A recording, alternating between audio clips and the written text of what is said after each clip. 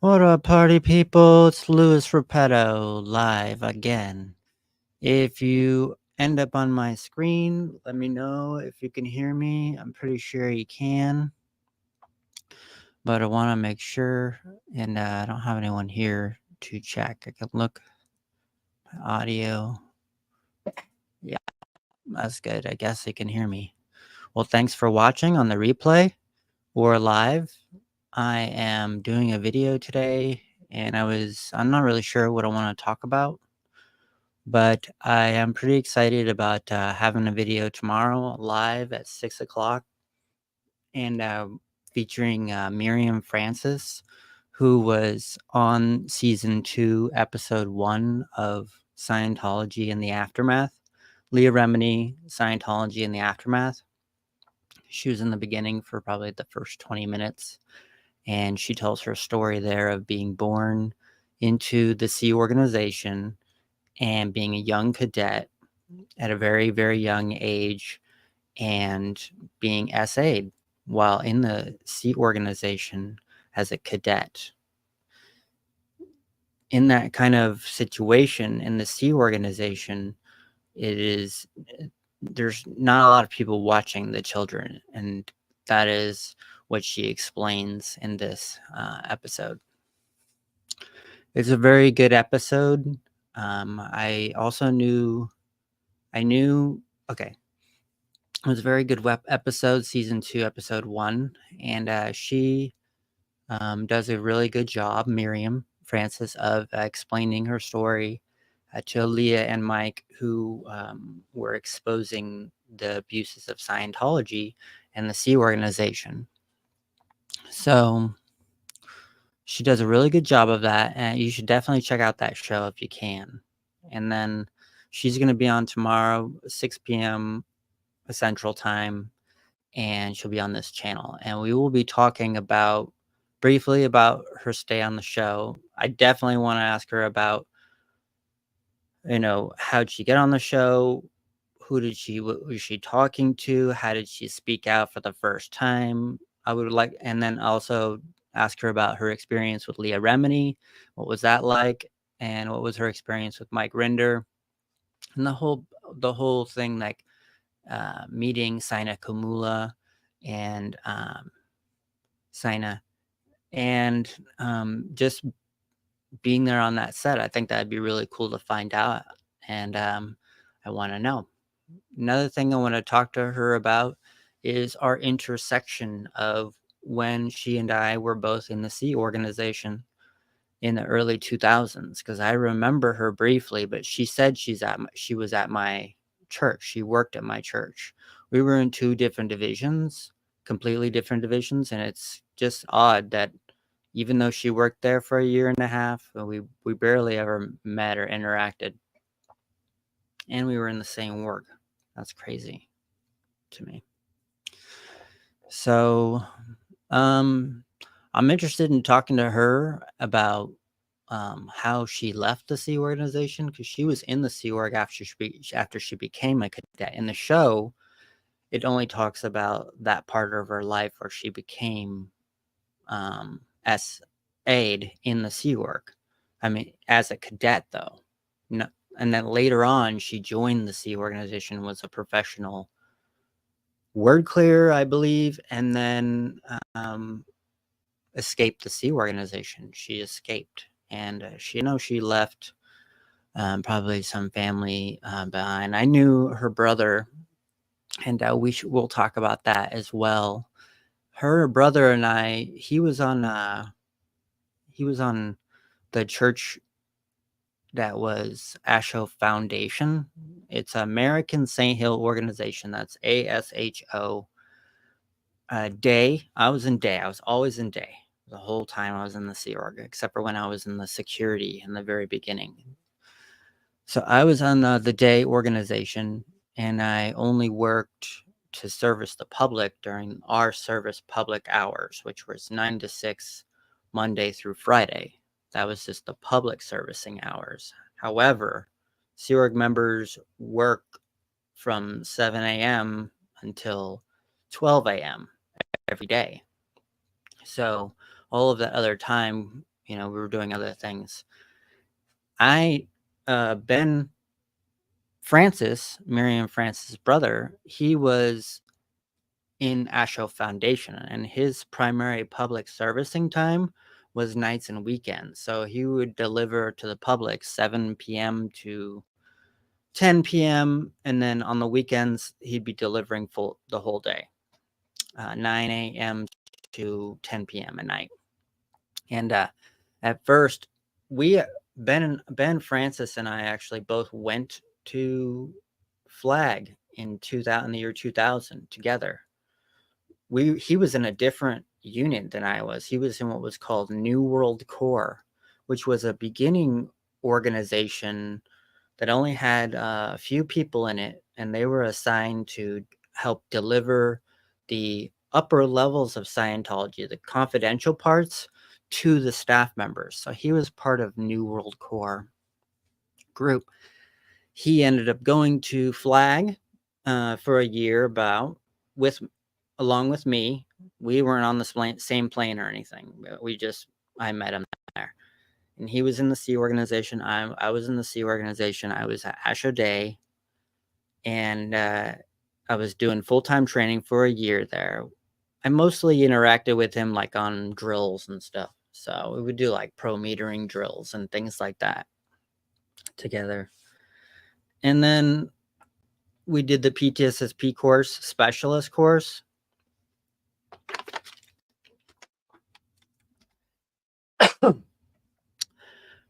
We did the PTSSP specialist course together. PTSSP, Potential Trouble Source Suppressive Person course. It's the course you learned how to detect anti-Scientologists and how to get rid of them from the organizational lines, which was any contact with public or staff members. So it was about detecting, and it's about how to recognize when. How can I say this in the Scientology terms? It's easy for me to explain it. But what about in brainwashing terms?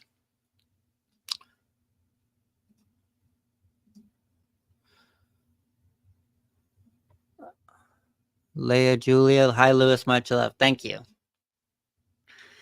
Yes. So the PTSSP course, PTSSP specialist was what it was called, and basically I was on there for a whole year. I learned how to recognize the indicators that pointed to people that were suppressive or that were connected to real suppressives. And I learned about how you can do this both organizationally and you can do it within a person. So not only was I able to audit and find out and brainwash the shit out of somebody so that they no longer thought that they were at effect of this, no longer thought that they were a victim of these suppressives. I was able to brainwash people out of that. And I was able to recognize indicators organizationally. For example, if we had, if there was a public on course and the public gave verbal tech to somebody else and said that the floating needle only has 2 swings, well, that person the supervisor would write a report on that public and then send that public with a piece of paper. It's called a routing form down to ethics. I was on the ground floor, and that's what I did. I was a public ethics officer. So I would use that information. I put that person on the meter, and I'd hand them the cans, and I would say, where did you get the idea that it was okay to tell people what a floating needle is? And they would say, well, I didn't get it from anywhere. I just thought of it. Then I would say, who have you been talking to about floating needles? Read on the meter. And they would go, nobody. I haven't, just people in the courtroom. I'd be like, okay, well, what did you think of when I asked that question? All right. What are you thinking about right there? And I would essentially use the e-meter to supposedly help this person find the answer. The person would come up with an answer. I've been talking about this with my father. And then I would say, thank you very much. Have you been talking to anybody else about this?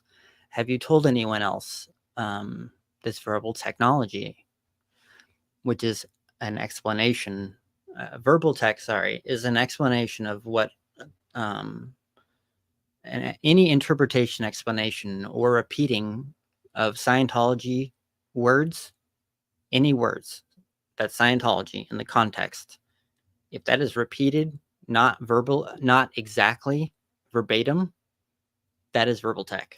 So if it's an interpretation, if it's a repeat of something and it's slightly changed, that's verbal tech. If it's if you're talking about something else with a friend or an opinion or anything or any comments on something, that's all verbal tech. So I'd be asking this guy, like, okay, then I would end the interview with this person and I would go to my ethics files in the back, and it's all locked up back there. I have a file on each public person, and I'd look up his father, and I'd actually call his father to come into the organization. And I would actually, if that guy was a Scientologist, if he wasn't a Scientologist, just ended it off there and just had to do a PTS handling on this public who was spreading the verbal tech. Another way that I use this is that I would receive a lot of reports.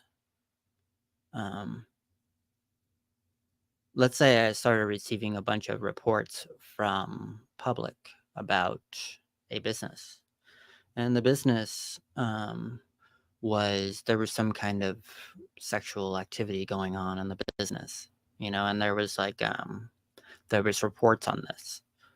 Well, I would simply look through my files and see if any of those people were on course in my org or on service. And if they were or where they had been, I'd call them in and I'd ask them about whatever the report was. I'd show it to them, say you got this report and I just want to find out about it. What's the deal?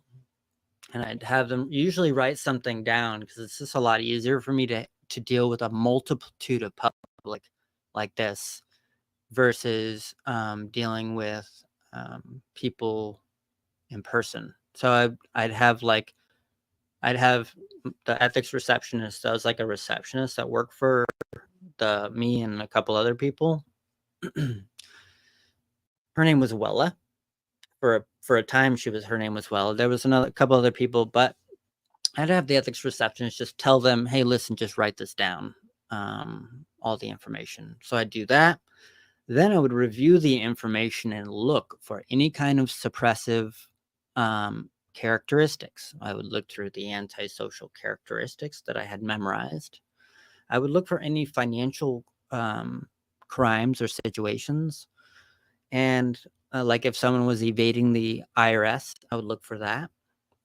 And if someone was, I would pull that person in and I'd call them, or I'd send them a letter saying, you need to come into the org to come find out about this. So I can find out about this. What's this situation? And if they're like, oh yeah, I'm cheating on my IRS, I don't give a shit about Scientology, fuck Scientology, L. Ron Hubbard was a science fiction writer, I'd declare that person. I'd declare him A to J. I did not have the power to declare people suppressive person. I did have the power to write a bunch of stuff in a file and then submit it for approval to declare somebody A to J, A, B, C, D, E, F, G, H, I, J, all different types of sources of trouble for Scientology. I would write their name at the top. I'd write potential trouble source type B. That's what this IRS person is. He's got a criminal record. A lot of people argued in the Sea Org that a criminal record, which is part of type B, is that you have to have it within the jail system. I always argued that's bullshit because that definition, according to is according to an administrative dictionary definition, which is a BPL, which is not even an Elrich reference. So I always said, Elrich said criminal record. If you have a record, if you have ever done anything illegal, you can't do Scientology. That's what I used to tell people. And I was pretty, and so this IRS person that fucking wouldn't pay the IRS and said fuck Scientology and all this shit was obviously a suppressive person. And I wanted to make sure that the other Scientologists didn't get caught up in their little scheme, to spread their disaffection about Scientology. So I would declare them type B. For example, I did declare this one dude type B who was evading his taxes. And that's what I did. That's what I used. I used that PTSSP specialist technology that I learned at Flag for a year in the year 2000 to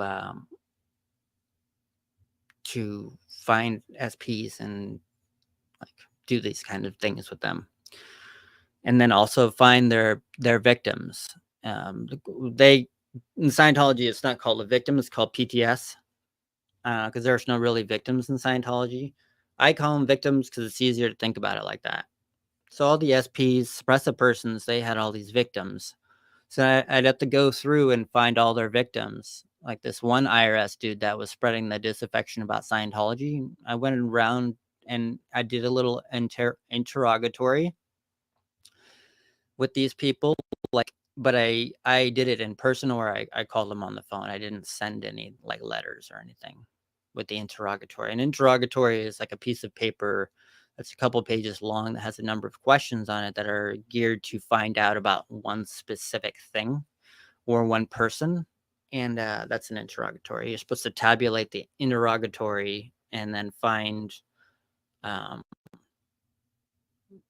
whatever information you're trying to find. I've done many interrogatories. I did these interrogatories on the public sector. So then I was there at Flag in the year 2000 through 2001 with Ben Francis, Miriam Francis's brother, Ben. So we were there doing it together, but we weren't like doing any courses together. We would just like see each other and like hang out. There's no socializing really there. And then I came back from Flag, and Ben got transferred. I don't know at what point he got transferred into Asho Foundation. I was in Asho Day. I was security. I was in the public. I was the public master at arms. And I was the public master at arms for about 3 years.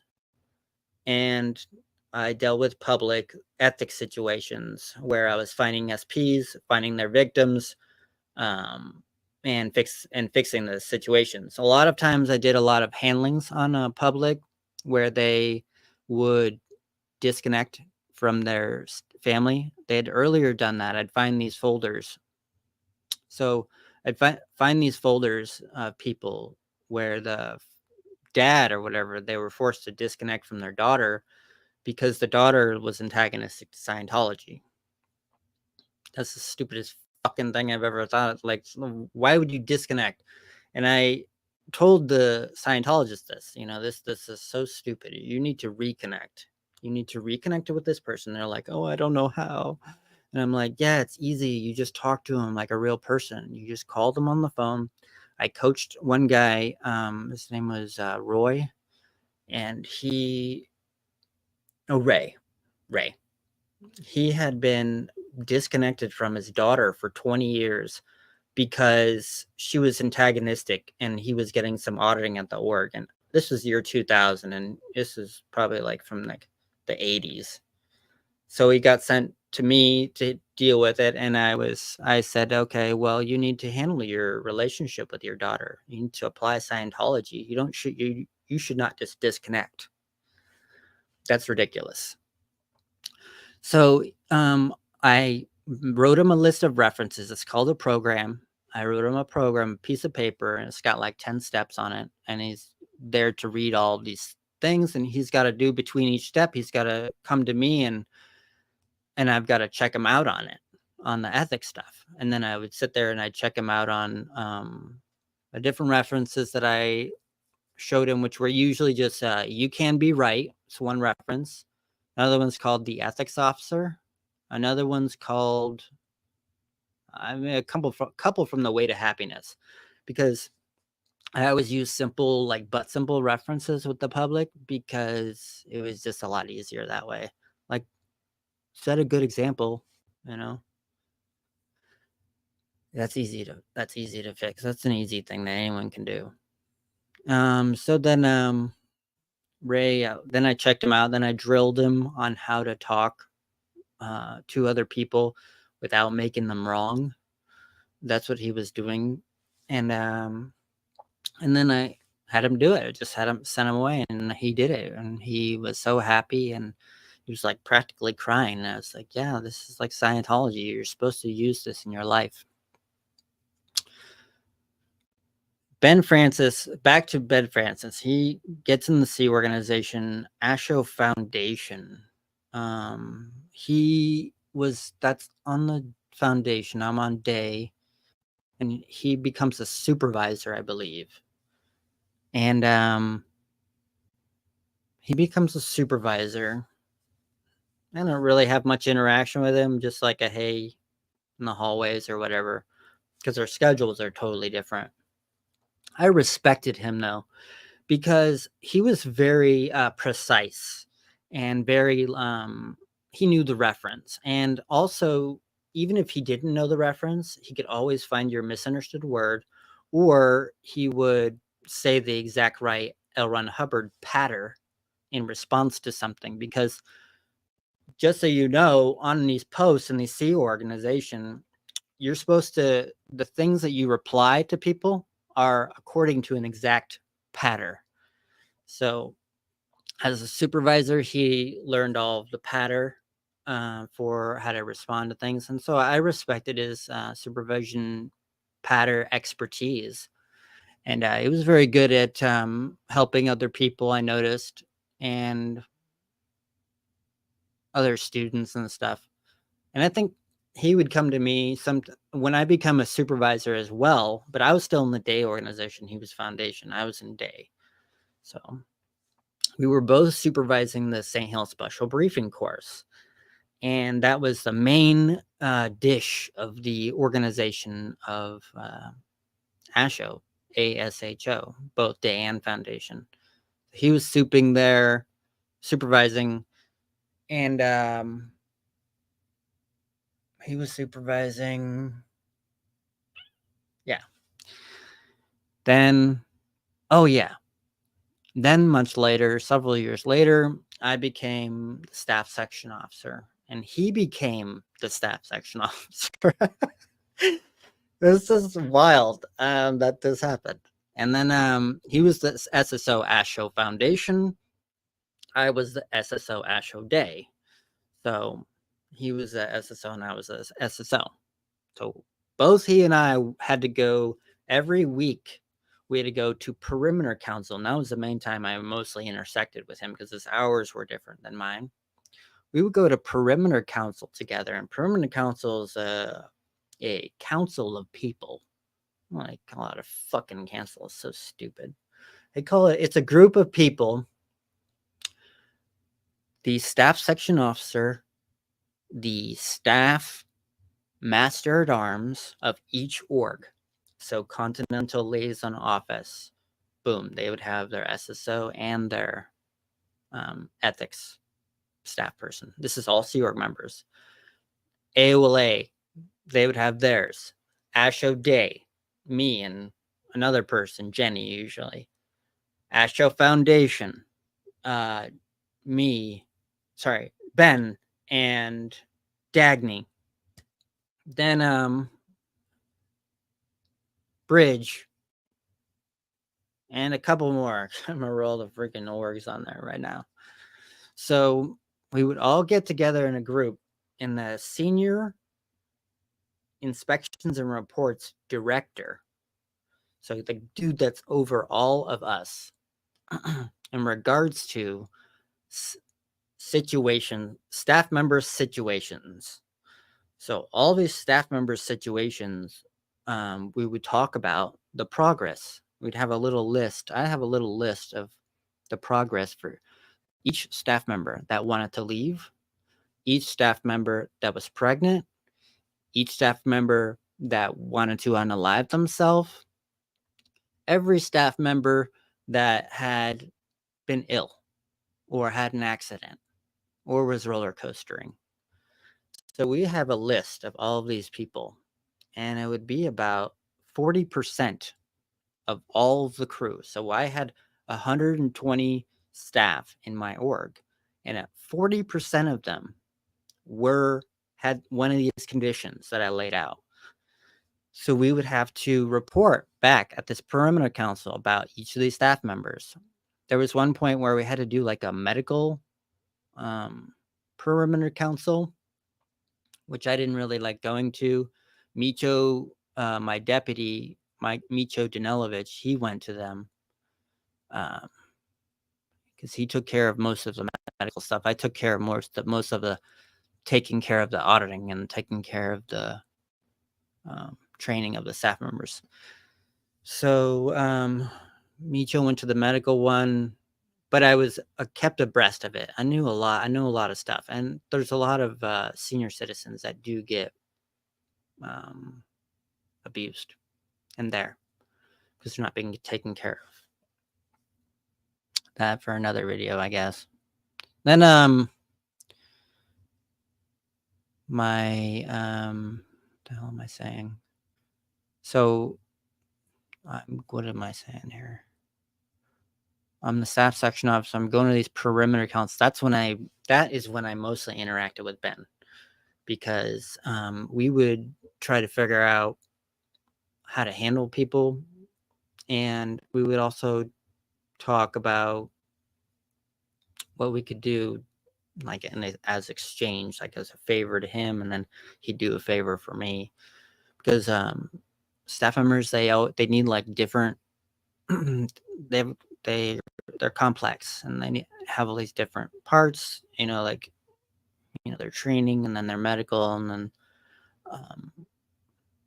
this and that and the other thing. So he had some skills and I had a lot of skills, so we would trade and stuff. And he also had a staff auditor, Estella Tapia, and so we would trade things and stuff. Ben was I think he was a technical secretary for a while too. Anyways, Ben he would get yelled at a lot. Oh my god, wow, he got yelled at so much by the senior INR, Lon Kloffler. I hope he gets stuck in the Sea Org forever on that Theta trap. Hope that's not a bad thing to say. Fucking asshole. So Lon Kloffler ran the perimeter council, and he Ben and I yes sir, yep, and then we'd make fun of that too later in our office, like we'd throw down our folders onto our desk, like, God damn it, this guy's getting fucking handled. We'd do that in our office, like separate from everybody else. Yeah, we'd joke about it. And then Ben was good at just helping. He was good at convincing people to do the next thing, the next L. Ron Hubbard prescribed thing. So he was really good at showing the reference, showing the reference. I think that is definitely, and he had like a really good communication. He was clear, and he looked friendly. He is friendly. He would be so much better without Scientology. And we're in the Sea Org. Like, good Lord. Scientology suppresses the shit out of him because he, he's always getting pulled up. I remember he was always getting pulled up by Renee Norton. Fuck you, Renee Norton.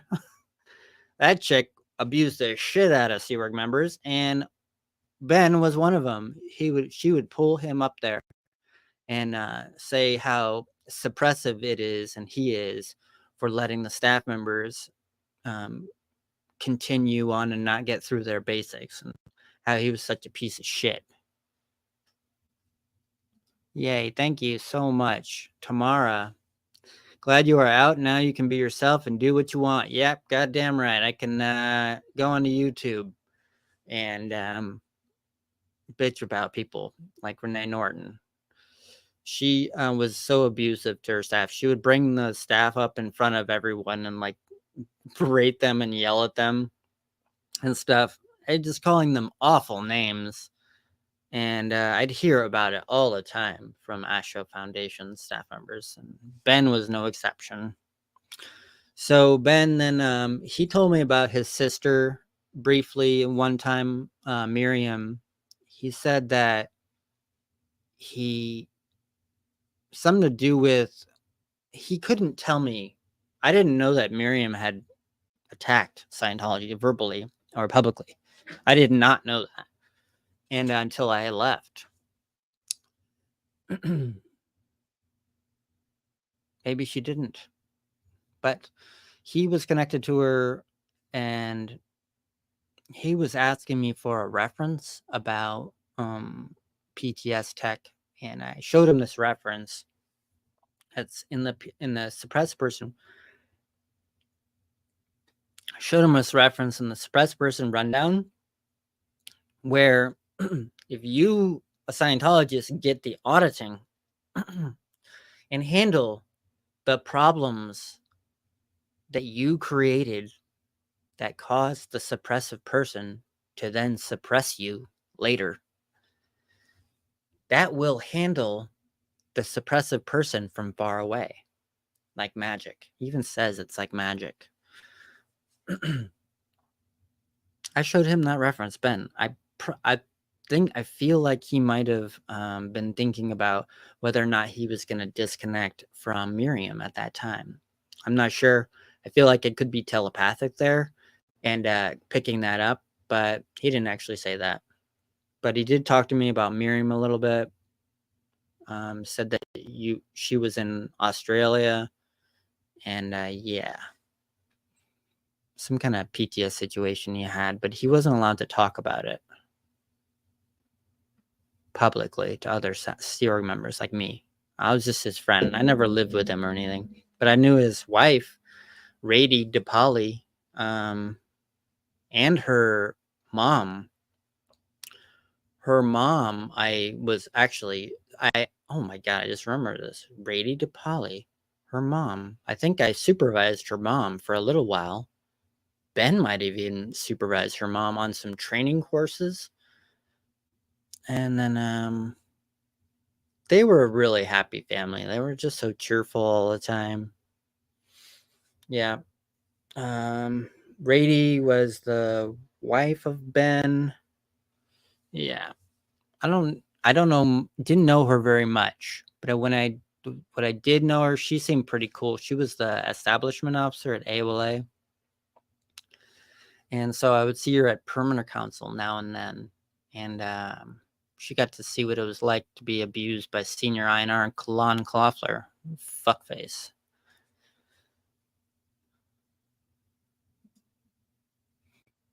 Tamara Lynn, Scientology makes you suppressed, then condemns you for it. Yeah. Yeah, they really fucked up again. Once again, they really fucked up because, they didn't have to declare me suppressive person. They didn't even have to. They could have just let me leave the Sea Org and go with my family, and my family could have helped me get back on lines and stuff and be a regular Scientologist. But no, they had to fucking kick me out with nothing. And luckily, I am very strong, and I did have nothing. And then I got kicked out, and there you go. I'm here saying how much of a piece of shit Scientology is for doing mean things to people when they didn't have to. So, yeah. Ben Francis and I, and then he was a technical secretary, which is the person that's over all of the public services that public come in and pay for. The tech sec was in charge of that, and he got yelled at all the time by Renee Norton. What a bitch! Renee Norton all the time by the tech sec. Ben Francis was the tech sec, and he used to, man, he could get loud. He could get really intense, because when you do drills in Scientology, you're doing, not only are you doing communication drills, which is public pay for, but there's also these additional drills, executive drills. And you really learn how to impinge like your communication on a group of people and stuff. And there were a few times where he went yelling and screaming at his staff or at someone in his office. But no one cares. No one cares about that. That's not even like a bad thing. You can yell and scream at people. It's not like a bad thing, Ben. You can leave now. You haven't done any harm, you know? Because really, I can't think of any other situations where I don't even think he ever had a justice action. Like I had 3 committee of evidence. I've had 3 of them. I've had like 2 courts of ethics. I've been assigned lower conditions like at least 25 times.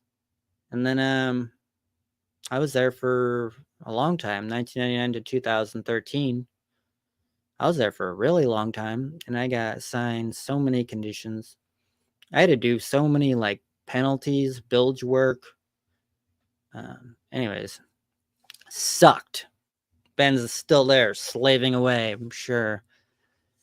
And probably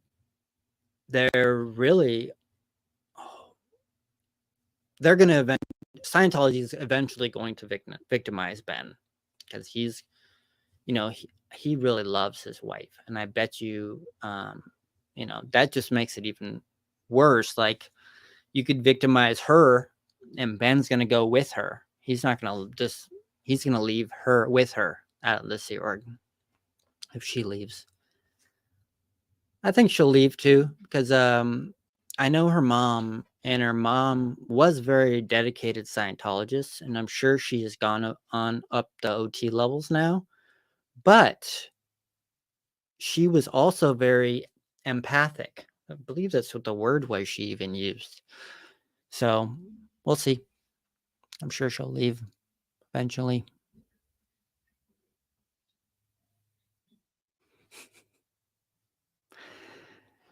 This is about Ben Francis. This is about Louis Repetto, because Miriam Francis, who's going to be on the show tomorrow at 6 p.m.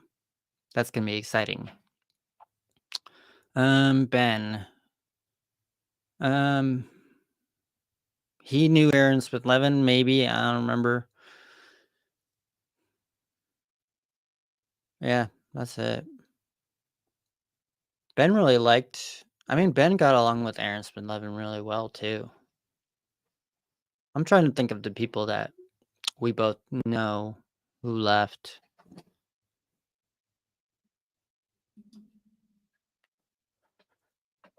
Love Sherlock. Hand pink waving. Lewis, I'm glad you're out and doing this. I hope your channel grows fast. Anyone watching, please post comments on the bigger SPTV channels about him. Thanks. Yes, so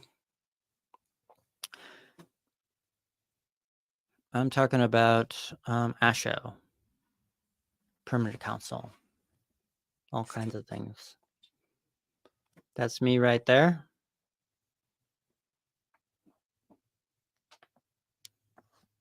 That's that blue shirt. That's ASHO Day.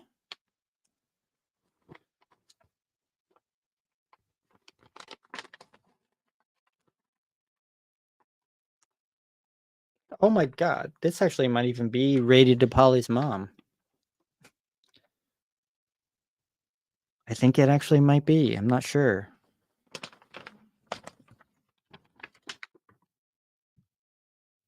Boom. I think that is. Huh. Rady's husband is Ben. Miriam Francis is talking tomorrow, and her brother's Ben. He's still in the C organization. Can't wait to talk to her about Ben and other people in the C organization that are still there, or maybe who have left and haven't. It'd be cool. It's gonna be cool to talk to her because I believe there's a lot of people we can probably like jog each other's memories on who was there at ASHO.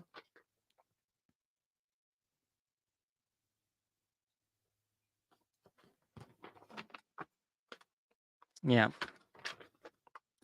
it'll be fun. I hope to see you all there. Thanks for watching for now.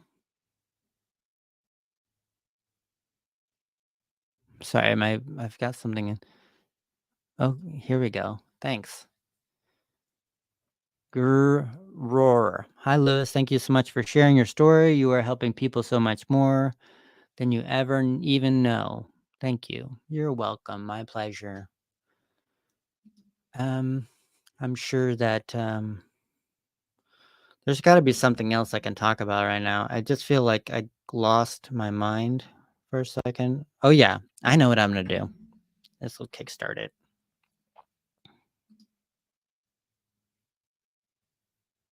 Let's watch the beginning of season 2, episode 1. It's called Dayton's in Young Bodies.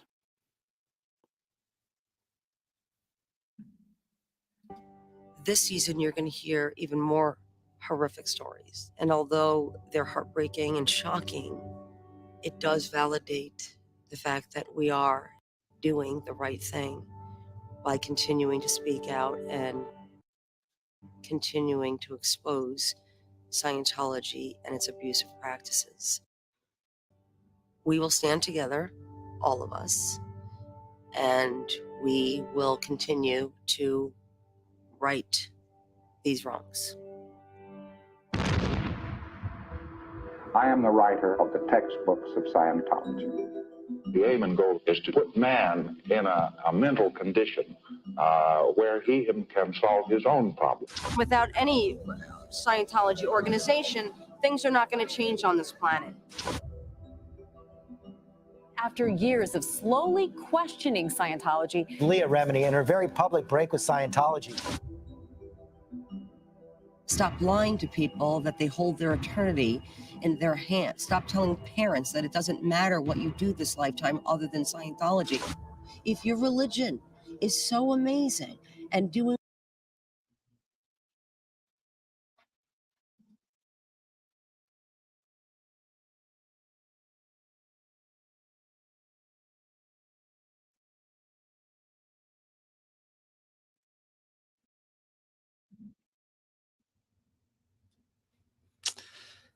That is the episode that starts season 2, episode 1 of the Scientology Leah Remini Scientology in the Aftermath.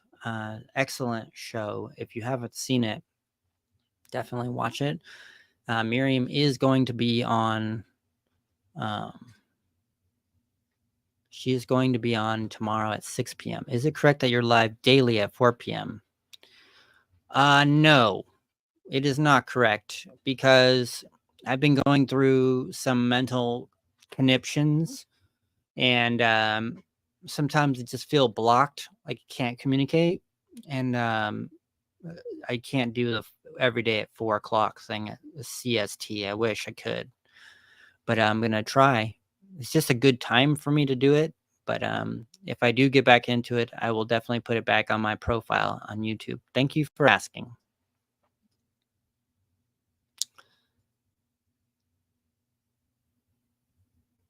Oh yeah, I hated listening to his tapes.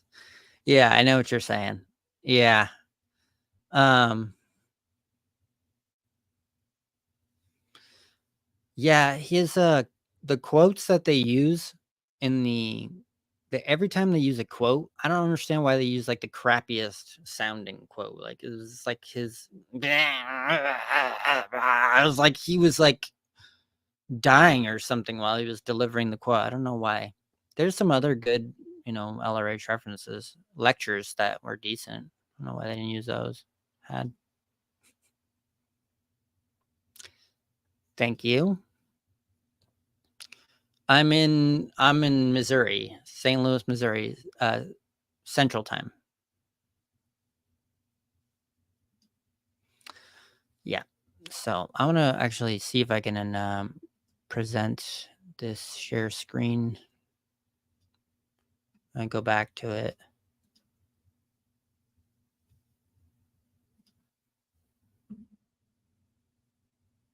There we go. All right. I would repeat this line, I want to die, I want to die. That was my first idea of, I want to end my own life. You gave me up at 13 years That's old. Miriam. How could you think that this was okay not her. for me? These people are doing extreme things, and they need to be held accountable. For us to do more of this, we wanted to do something that could help these people.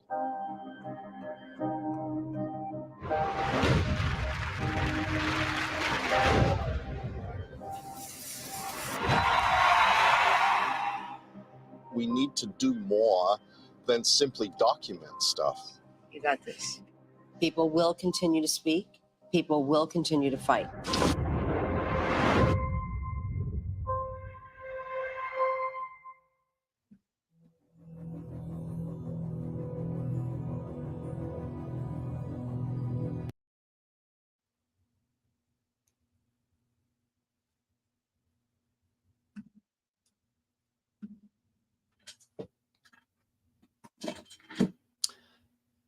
A special species of animal that's from a child, man, or woman. Okay.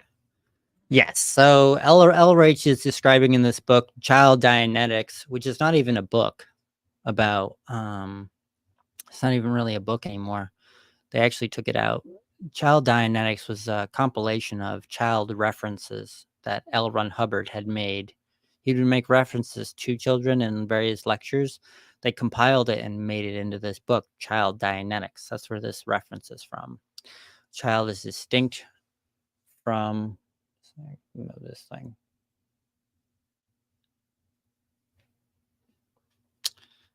Okay, sorry. God, I suck at this. A child is not a special species of animal distinct from man. A child is a man or a woman who has not attained full growth.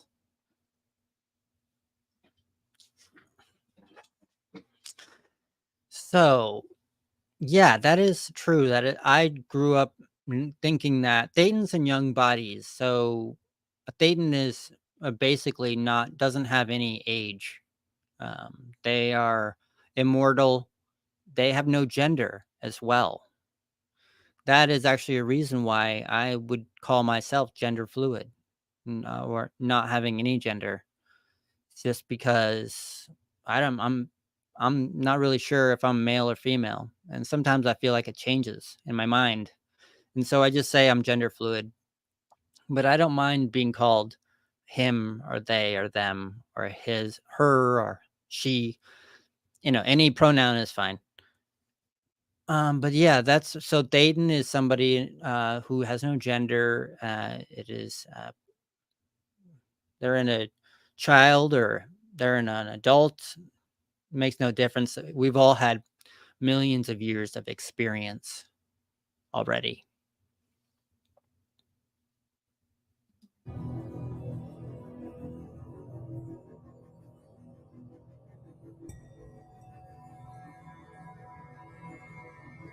Scientologists believe that children are old spirits in little bodies, that they've lived before and they're going to live again.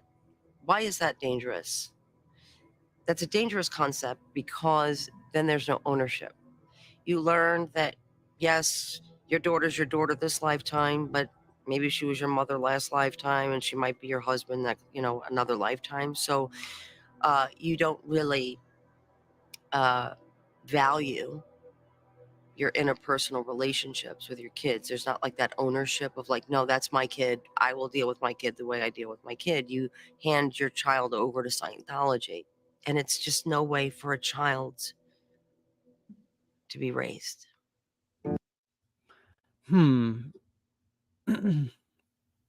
So, the Thetans and young bodies thing, and so she's saying that it's no way for a person to be raised, for a Thetan, for a young child to think that they're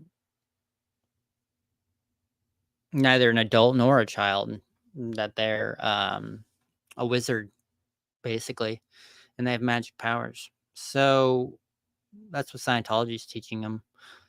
That they are wizards and they've lived many lifetimes and they have special abilities. And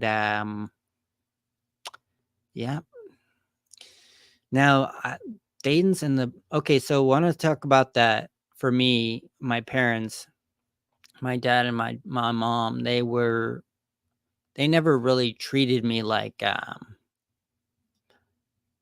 So they were. They would like do Dayton's. No, because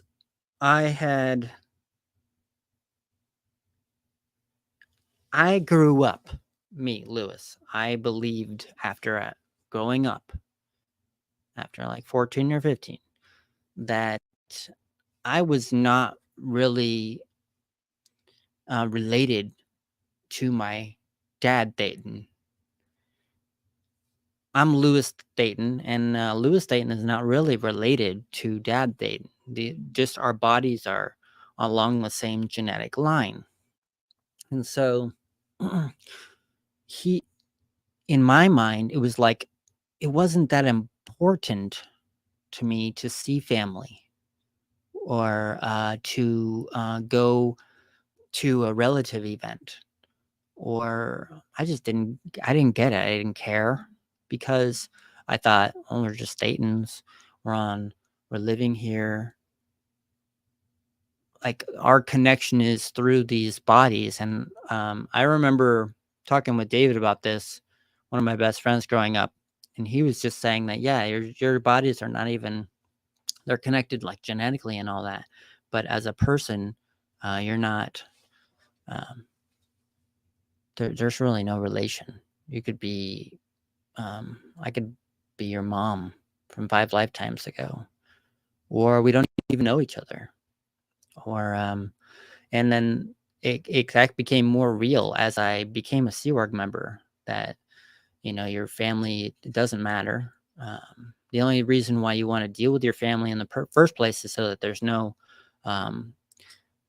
opposing threat to you being in the Sea organization, at least for me.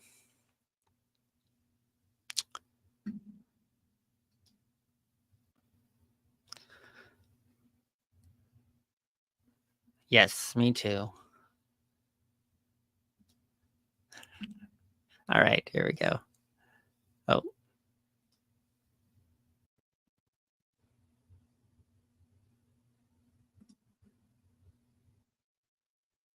Okay. Push and play.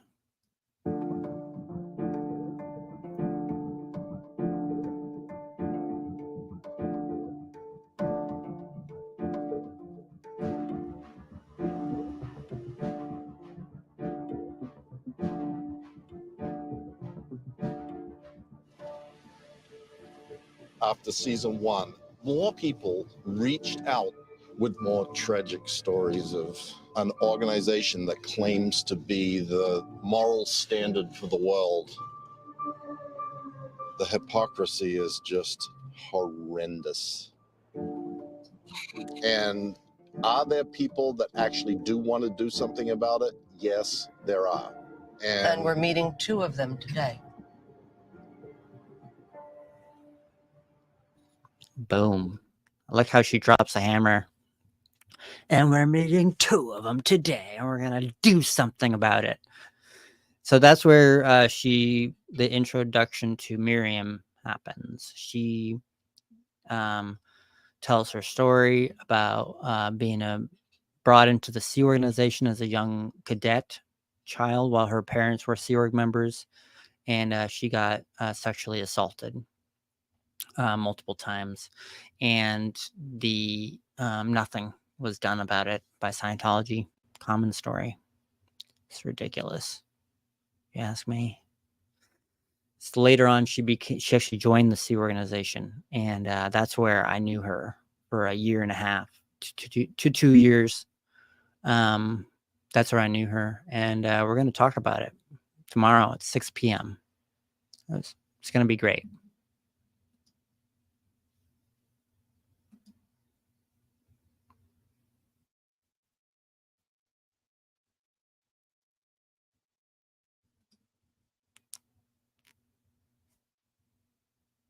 I hope you're on a typewriter. That's a lot of texting. Thank you. Yes. Yeah, definitely. And that's why I think with Ben, he is going to get victimized, which sucks. Or Rady is going to get victimized, or and it's a whole Scientology family there. So something bad is going to happen because Scientology just is a money-making steamroller. It fucks you over. Nice. Damn. That's freaking good. Props. I do like a 2 texting thing like this. I'm pretty fast. But some people do like a one-hander. Some people do like the swiping. Never got into the swiping. Crystal Clarity does the swiping. Okay, back to the thing. I don't really want to play the whole thing. I mean, you can watch it. It's season 2, episode 1. It's also I knew the other person in the story, Sina, and I'm friends with her on Facebook currently. Wow, are we all different after leaving the Sea Organization? But oh, you're a one fingerer? Damn. Dang. That is one quick finger. I'm impressed. Is it thumb finger? Which thumb is it, left or right? So yeah.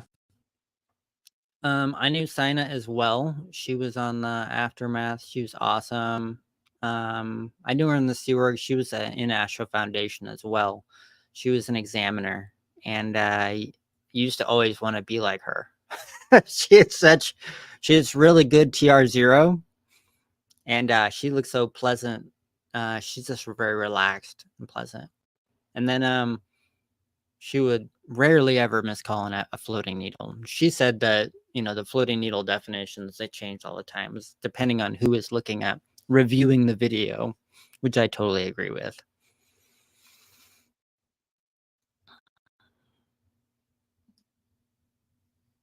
Oh, damn. Right middle. Huh. Like this? Wow. That's cool. Take a live video of that sometime. That's interesting. That's cool. Well, thank you for all the comments. Let's see here. So Sina, yeah, she was on the show as well. Maybe I'll message her and see if she can do a live as well. She'd be pretty cool to have on. She knew a bunch of people I knew. Like she knew Arthur Milford, Brenna Peabody. They were all Astro Foundation. Hannah Rue, Renee Norton, of course. Bunch of Astro Foundation technical staff too. Cosmo Sherman, who did not like me very much. In the beginning, he liked me, but just after a while, stopped liking me. And then I don't know if you knew Dorian Sirocco. She knew him. There's a lot of people in the Sea Org that there's a lot of turnover. A lot of turnover. Yeah. So, well, I am coming up to 10 seconds left in my live. Thank you so much for watching. And I hope that you are going to be watching tomorrow at 6 p.m. when Miriam Francis comes on the show, on the live show. This is not really like a show. I mean, I'm trying to make it a show. All right. Peace. Thanks, love, Sherlock.